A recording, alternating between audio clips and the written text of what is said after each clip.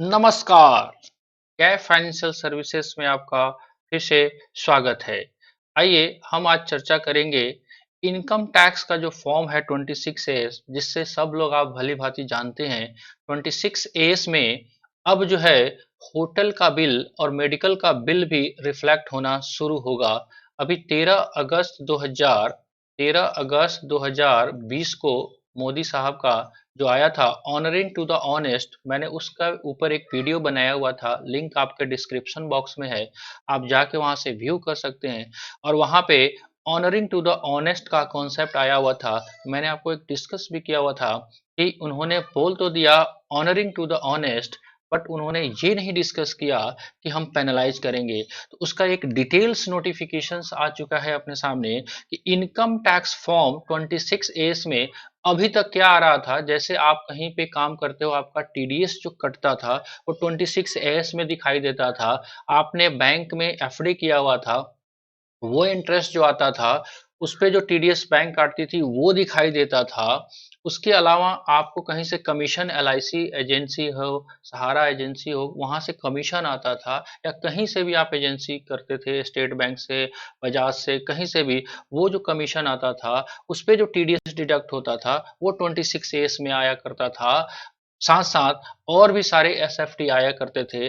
अब उसमें आपको इफेक्टिव कर दिया है कि आपका अगर होटल बिल या मेडिकल इंश्योरेंस या फॉरेन ट्रेवल या लॉकर डिटेल भी है, और होटल बिल और मेडिकल के बारे में बोला कि 20,000 से ऊपर का है, वो आपके 26 एस में रिफ्लेक्ट शुरू कर देगा। यानी कि अगर आप कहीं पे ठहरते हो, होटल में स्टे करते हो, आपका मेडिकल इंश्योरेंस आपका 20,000 से ज़्यादा का है, अगर आप रिटर्न फाइल नहीं करते हैं तो आपके 26 एस में दिखाई देगा वो सारी बातें। तो आइए एक एक करके न्यू अमेंडेड जो एसएफटी ट्रांजेक्शन्स हैं, उस जिसके रिकॉर्ड पे, जिसके बेसिस पे आपको इनकम टैक्स डिपार्टमेंट आपको ट्रैकिंग करेगा कि आपको रिटर्न फाइल करने योग्य हैं आप कि नहीं है। आइए उसको एक एक करके डिस्कस करते हैं। ये लंबा चौड़ा काफी सारा ये आपके पास टेक्स्ट आ रहा है, हमारे मतलब का सारा नहीं है।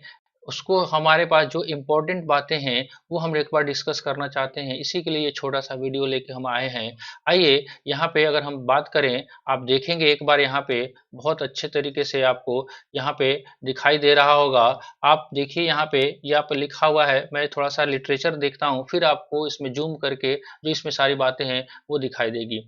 यहाँ पे लिखा हुआ है expansion of scope of the reporting under SFT. देख रहे हैं आप, आपको एसएफटी के अंदर आपको जो रिकॉर्डिंग है वो आपको आएगा। एसएफटी स्पेशल फाइनेंशियल ट्रांजैक्शन जो है उसके अंदर जो आपके पास रिकॉर्डिंग क्या आएगी, वो कहता है government announce a landmark shift income tax administrator, जो भी है आपको इतना ध्यान देने की जरूरत नहीं है। 13 अगस्त 2020 को आया है कि आपके पास फेसलेस और पेनलेस स्कीम लेके आए थे, उसको एक्सपेंस करने के लिए कहता है now now hotel bill above 20,000, health insurance premium above 20,000, payment of education fee above ₹1 lakh. आपके बच्चे कहीं पढ़ते हैं और आपने 1 लाख से ऊपर का फीस पे किया है। परचेज ऑफ ज्वेलरी, आप ज्वेलरी खरीदते हो, व्हाइट गुड्स, पेंटिंग, मार्बल इत्यादि, घर बनाने के लिए आपने मार्बल भी खरीदा हुआ है एबव ₹1 लाख का,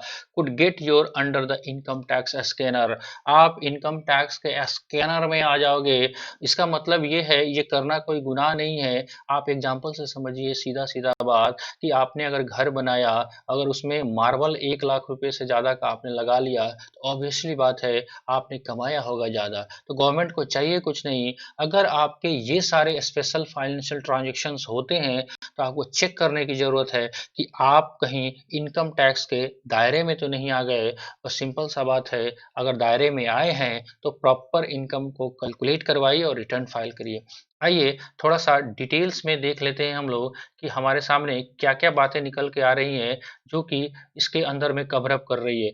आइए कौन कौन सा ट्रांजेक्शन्स एक नया लेके आया है उसको हम एक बार देखते हैं।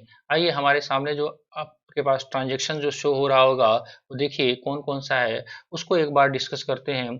क्या कह रहा है, पहला ट्रांजैक्शन जो है आपको देखिए, education related fees and donation above ₹1 lakh. अगर आपने एजुकेशन रिलेटेड फीस अगर पे किया है या डोनेशन दिया है 1 लाख का पूरे साल में, तो ये स्पेशल ट्रांजेक्शन आपके 26 एस में रिफ्लेक्ट होना शुरू कर जाएगा।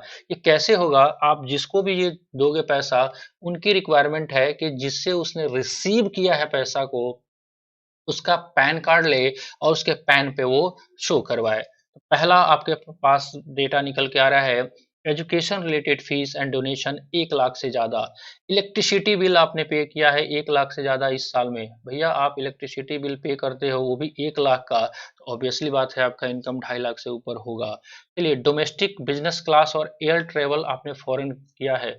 अगर आप एयर से ट्रैवल करते हो तो आपका एयर एजेंसी जो है वो डेटा शेयर करेगा इनकम टैक्स के साथ कि जिन जिन लोगों ने एयर ट्रैवल किया है डोमेस्टिक या फॉरेन में। तो आपको सावधान होने की ज़रूरत है कि आपका डेटा कहाँ-कहाँ पे शेयर हो रहा है। होटल बिल अगर आपने पे किया है 20,000 से ऊपर का, वो भी आपके 26 एस में रिफ्लेक्ट होना शुरू हो जाएगा। Purchase of jewellery, white goods, painting, marble etc. above 1 lakh रुपए, आपने घर बनाया, टाइल्स मार्बल लगाया 1 लाख से ऊपर का, आ गया जी आपके रिकॉर्ड में। डिपॉजिट्स और credit in current account above ₹50 lakh, आपका करंट अकाउंट है और 50 लाख से ऊपर का उस पर डिपॉजिट्स है, वो आपके 26 एस में रिफ्लेक्ट करना शुरू कर जाएगा। आप बच नहीं पाओगे। डिपॉजिट और credit in non current accounts above ₹25 lakhs। Payment of property tax, आपने घर का टैक्स पे किया है 20,000 से ऊपर का, तो भी वो आपके रिफ्लेक्ट हो जाएगा। Insurance premium, life insurance premium 50,000 से ऊपर का आपने पे किया है, तो वो भी आपके 26 एस में दिखाई देना शुरू हो जाएगा। Health insurance premium above ₹20,000 sorry, वो आपको दिखाई देना शुरू हो जाएगा। आपके पास कोई डीमैट अकाउंट है या बैंक का लॉकर है, वो सारा का सारा आपको दिखाई देना शुरू हो जाएगा।